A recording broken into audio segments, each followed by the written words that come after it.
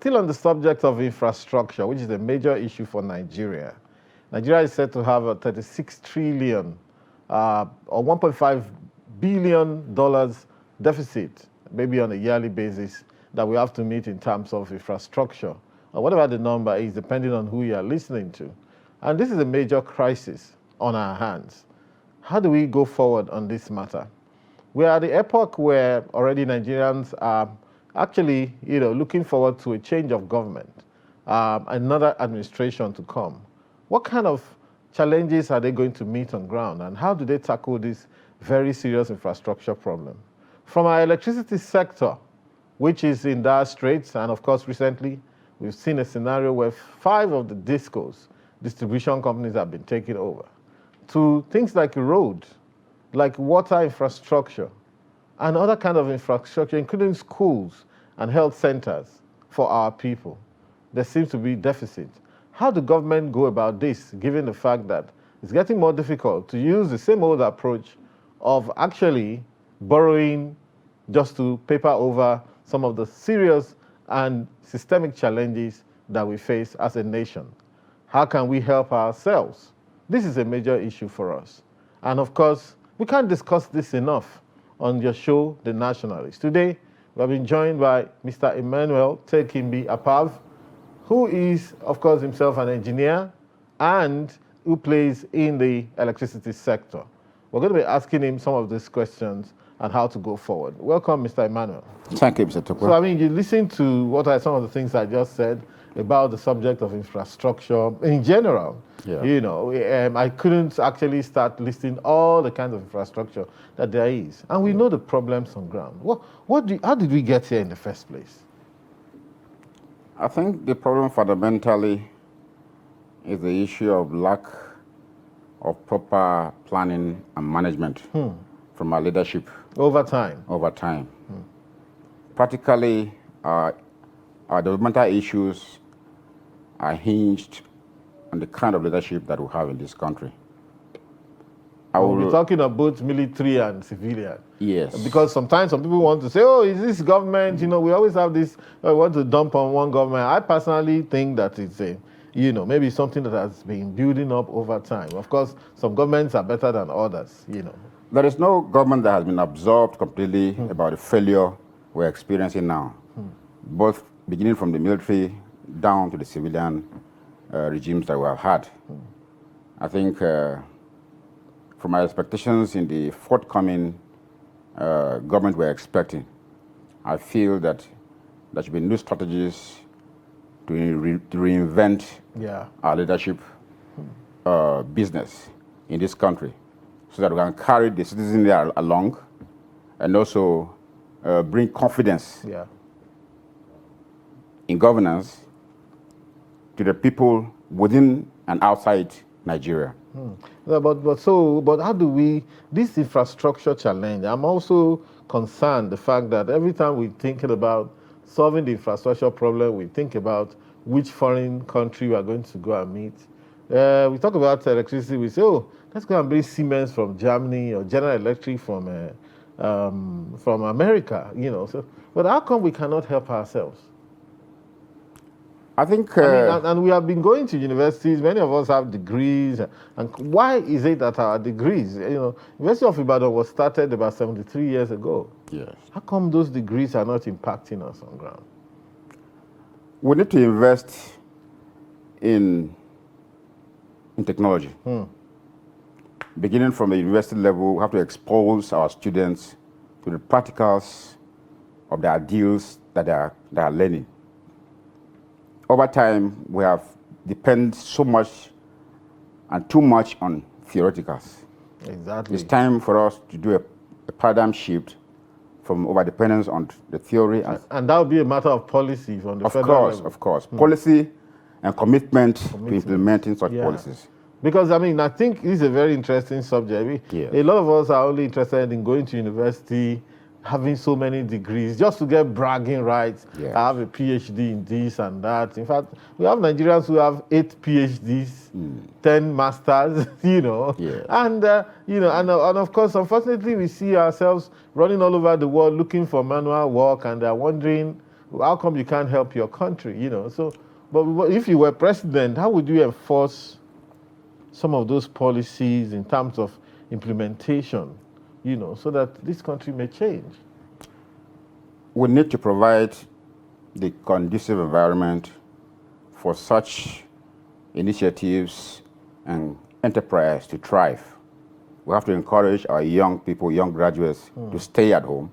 They have the intellect, they have the skills, but the environment is not favorable. There's no encouragement from government. I think it's high time that we begin to invest in our human resources. We invest massively in technology to enable, to encourage homegrown skills and solutions. If you look at our, even the agricultural sector, yes. I think we haven't used more than 30% of our arable land. No. Now that there seems to be a war in Ukraine and Russia, and all of a sudden we hear that we import 40% of our grains, which is wheat, which we used to make bread. We import 40% from between Ukraine and Russia. And now that they are not exporting anymore, now the price of bread has continued to go up. And the chemicals that are involved in producing fertilizers. Exactly, from those areas. Herbicides, and all of that are in great shortage. What can we do about this problem? Yes. We're expecting a new government after President Muhammadu Buhari. There's a lot of expectations on the government. Whoever wins will have to do a serious rethink. We have to fight corruption. It's a serious... Are you saying it's corruption that has blocked some of those avenues where we could make Yes, progress? we are very corrupt in so many ways. We have financial corruption, we have morals, we have lack of encouragement, frustration of people who have genuine interest and capacity to produce. And then when people bring up ideas and they're not encouraged, they try to find their way outside the country to go elsewhere and invest. And those clients are ready to absorb these people and encourage them, provide them facility, capital, and a conducive environment to thrive and do their business. I think we need to bring this home. Yeah. And we must begin to prioritize our education. We must begin to prioritize our investment culture. Yeah. I want to pick you up on something there because successive governments in Nigeria have always chased foreign direct investment. And there are two types of investment that come from abroad. There's a foreign direct investment, which is real investment, tangible investment, to come and build factory here, employ people here. We are not seeing much of that at all. Yes. However, let me land. So the other kind of investment is foreign portfolio investment, which is investment that goes into the stock market, the bond market, the fintech market, all of those things, which are not tangible. Just financial flows. They come and take a bet on your stock market, and whether they lose or not, they hardly lose anyway because they're too smart for us. Yes. But when they make their profit, boom, they move. It's called hot money. Yes. So, but you have brought up an issue about domestic investment. Yes. When we go abroad to look for these monies from these people, these foreign direct investors, they often ask us that, look, you have just dumped your own money in our own bank. Why are you asking us to bring our money to your country when you don't trust your country? This is where we're facing a lot of delicate diplomatic issues with the international community. When we have issues of corruption, we have human rights abuse, we have a lot of issues that are bordering on the lack of trust on the government by the people who are being led. We have these problems. The picture outside is that there's failure of government in this country, and they are unable to offer productive leadership. I think on the issue of investment, we have to look inward. It is time to critically look inward. I think so too. There is so much wealth within in this country. Exactly. People have resources. There is money.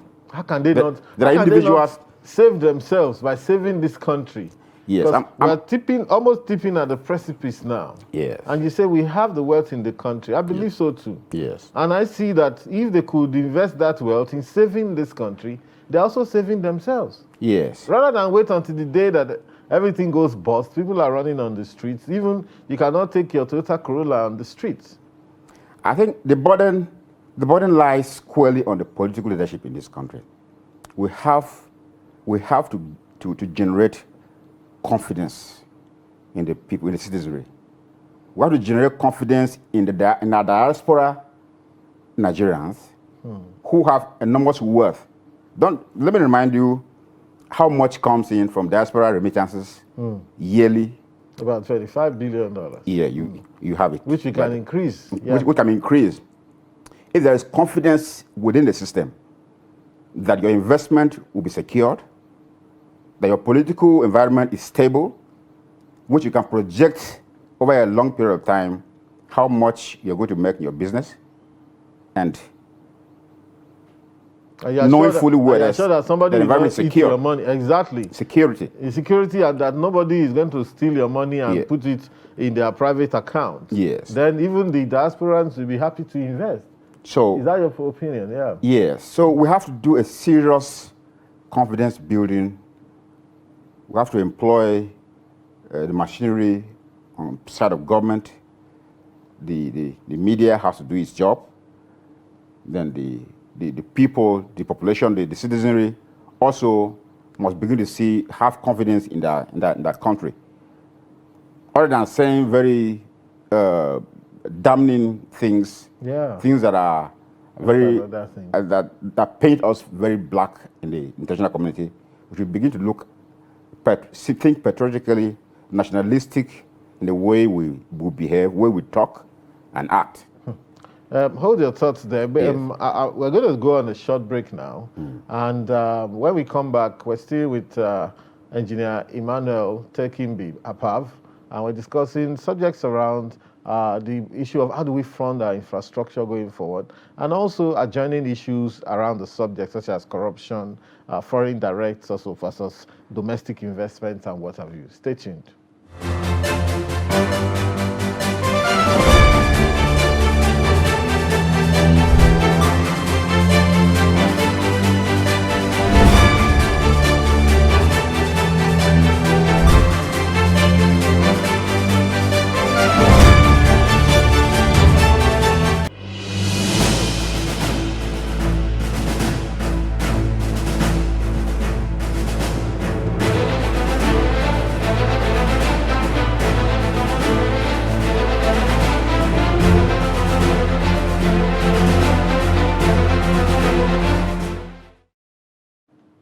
Welcome back, viewers, to your show, The Nationalist.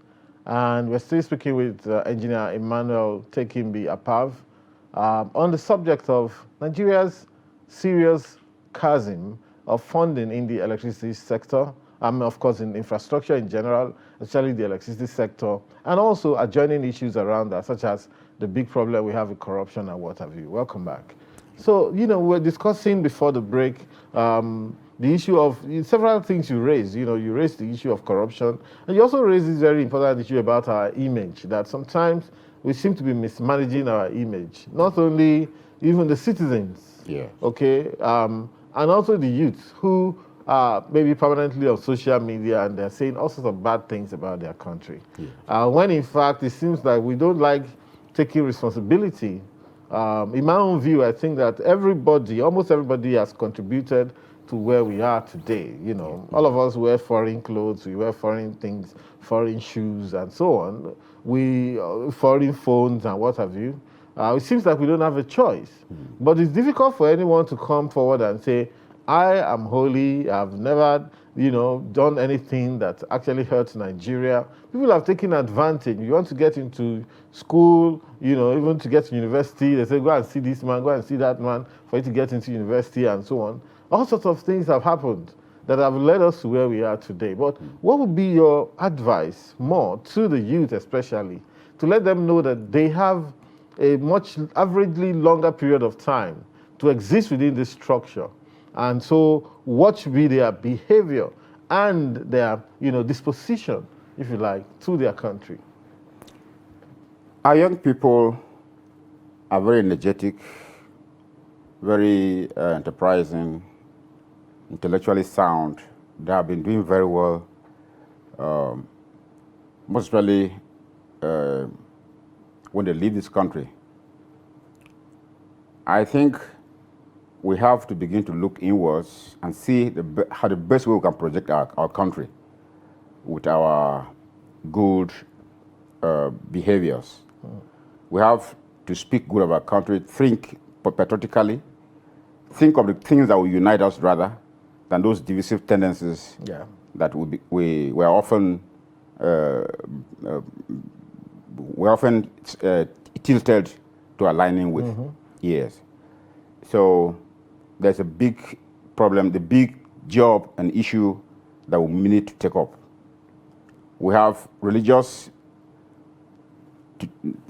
presently we have political discourse about the issue of elections that are coming. You see there's a big division about the issues of around religion and ethnicity and what you have. And some people believe that you're from Benue State, yes, which is politically they call it the middle belt of Nigeria. Yes. And I've heard it said, Middle Belt Forum or so, they said, look, we're the belt or the band that holds Nigeria together.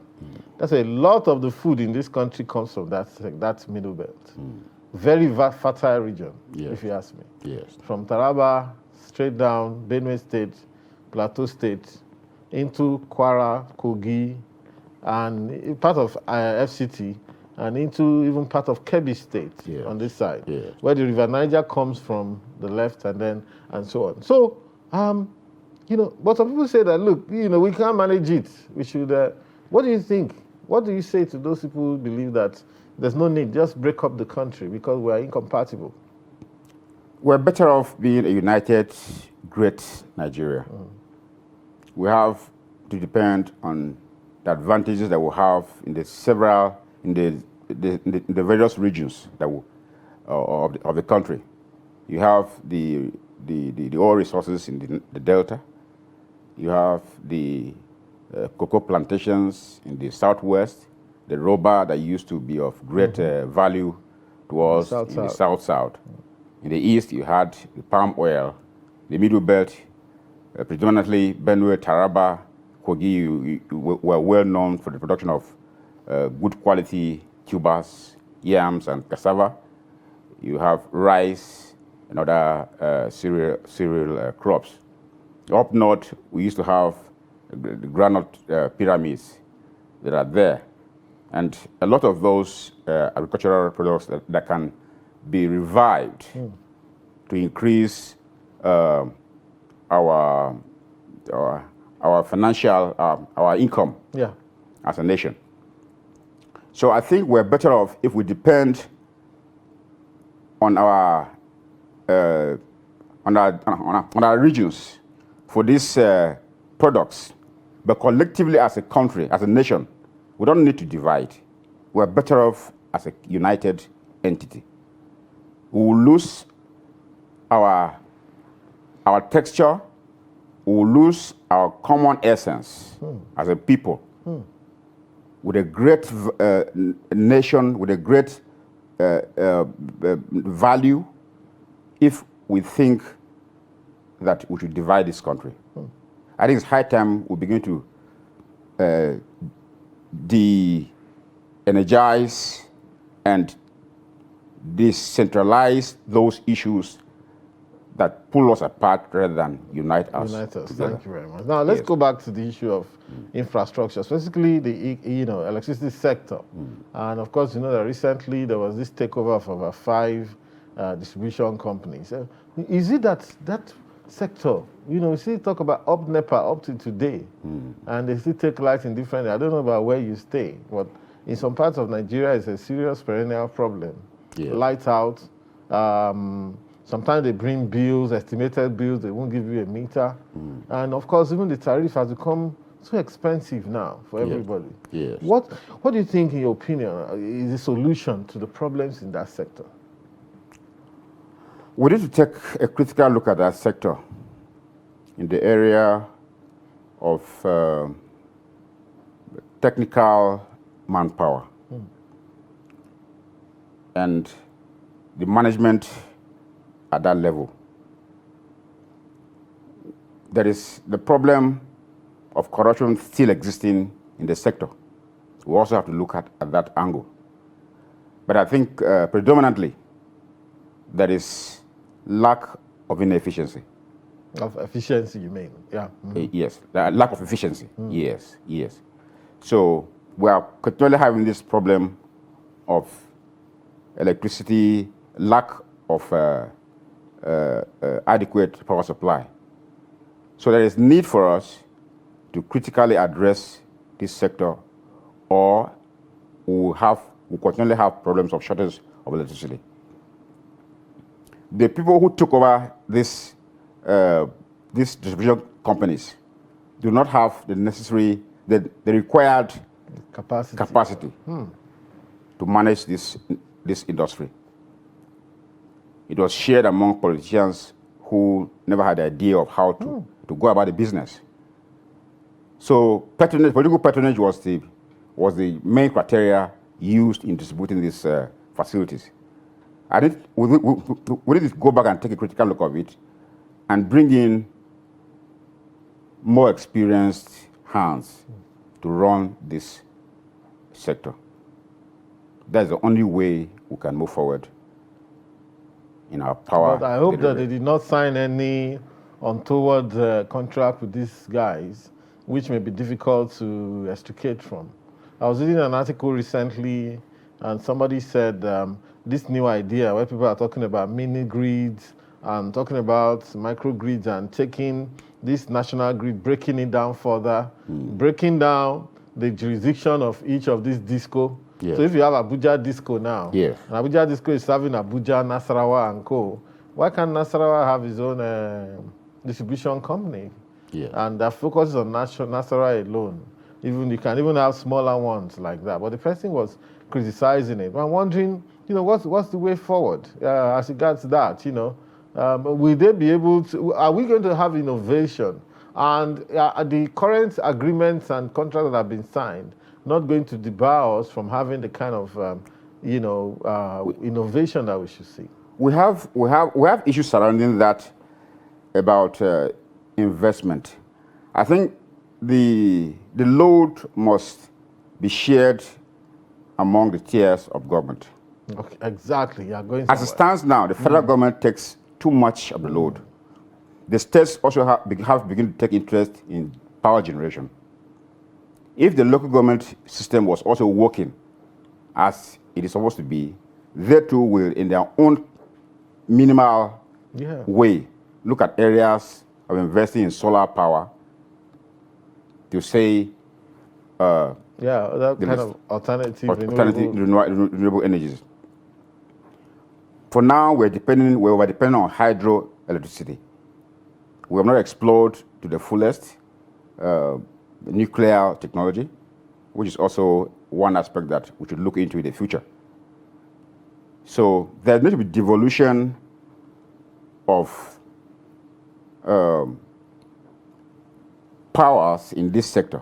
The federal government should allow state governments and the other federating units to look at the way of investing in the power sector to address the common challenges that are peculiar to the environment. One last question, because like you rightly said, you actually took it out of my mouth, the fact that federal government is seeming to do too much of these things. Yes. So the bottom line is that, in terms of infrastructure in general, the states complain that all the money they get is only to pay teacher salary, pay civil servant, there's nothing left. What do you think the states at their level, okay? And the states are always, even the money that goes to the local government, they put it in some joint account and the state governors give the local government chairman whatever it is they like. Many of them don't even do the election to have local government chairman.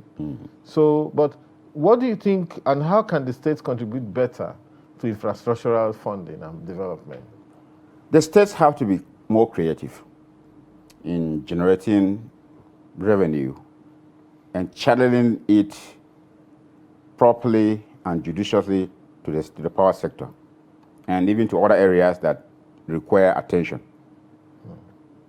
What we're having now is a very corrupt administration at the state levels. Some other states are doing well, but for others, there are a lot of issues around transparency and accountability. So we need to look at the issue of corruption. We need to be more creative in our generation of our local internally generated revenue, and proper use of that money will be important for us to achieve our desired goals. Yeah, thank you very much. Thank you very much, Mr. Emmanuel, for coming around and for being on this show. Thank you very much. Thank you, viewers, for staying tuned. We've been discussing issues around the infrastructure and surrounding issues of infrastructure and corruption, and what we can contribute in terms of development, even domestically, with Mr. Emmanuel Apav. Thanks for joining us, and see you next week. Thank you very much.